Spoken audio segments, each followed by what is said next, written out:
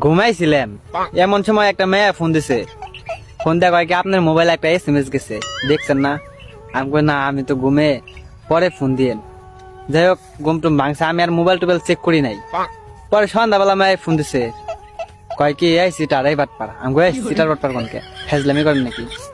পরে কয় আপনার মোবাইলে 20টা টাকা গেছে না? আমি কই দেখি নাই তো, খাওয়ান দেখে নই।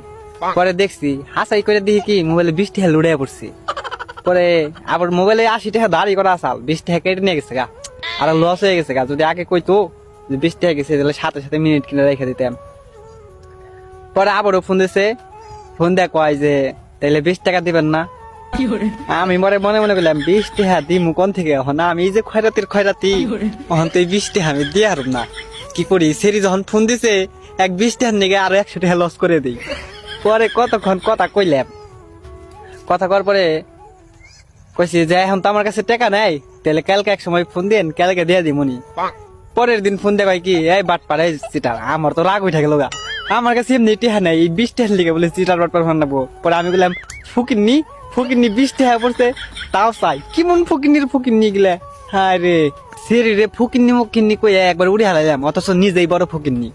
যাই হোক, কত 20 টাকা কত ভাবে উড়ে হালাইছি, কিন্তু এই সিঁড়ির 20 টাকা আর দিয়ে হারি না। পরের দিন ফোন দিয়ে আবার আমার উল্টা পাল্টা কোয়া শুরু করছে। পরে কইছে খারা আজকে তোর খবর আছে, বকাই কিরকম এক্সপার্ট আমিও দেখিয়ে দিব। আমি যে সিরিরে উল্টা পাল্টা বকা শুরু, মানে যত অসভ্য বকা আসাও একবারে সব দিয়ে দিচ্ছি। পরে সিরি কয় কি আচ্ছা ভাইয়া সরি, বলেছে আর কোনোদিন ফোনেন না। পরে আমি বললাম যে আপু অ্যাকচুয়ালি আপনার কণ্ঠটা অনেক সুন্দর তো, যার কারণে এত গালি দিচ্ছি, আপনি যাতে বেশি বেশি কথা বলেন, আপনার কথা শুধু আমার শুনবারই মন চাইতেছে। মেয়েরে পাম দিলাম। আর যাই হোক, যে কোনো পরিস্থিতিতেই থাকি না কেন, মেয়ে পটা নিবন্ধ করে যাবো না। আপনারা কি মনে করছেন আমি ওই মেয়েরে পটামু? আরে হো, পটিবের লেগে এত কিছু করলাম। যাই হোক, পরে তারপরে অনেক কথা কইয়া লাইলাম, মেয়ে আমার ভাইয়া ভাইয়া শুরু করলো। পরে বললাম দেখেন আপনি আমার ভাইয়া কইেন না। পরে কয় কেন? পরে কইছি আপনার কণ্ঠ এত মধুর, ওই মুখে ভাইয়া ডাকটা মানায় না, অন্য কিছু বলেন। পরে আমি কইলাম যে আমি আপনার কণ্ঠ শুনাই, আমি আপনার প্রেমে পড়ে গেছি, প্লিজ ভাইয়া বললেন না। পরে কয় যে আপনি এরকম। পরে গেলাম দেখেন আপনি আমার খারাপ ভাইবেন না, আপনার কথা শোনার জন্যই আমি এতগুলা খারাপ ভাষায় গালি দিছি। আর এইগুলা ভাষার গালি আমাদের এখানে অ্যাভেলেবেল চলে। আমরা সব বন্ধুরা এক জায়গায় থেকে দুষ্টামি ফাজলামি করি, তো সবসময় এইগুলা গালি দেই। আপনি মাইন্ডে নেন না, এগুলা আমাদের এখানে প্রচলিত।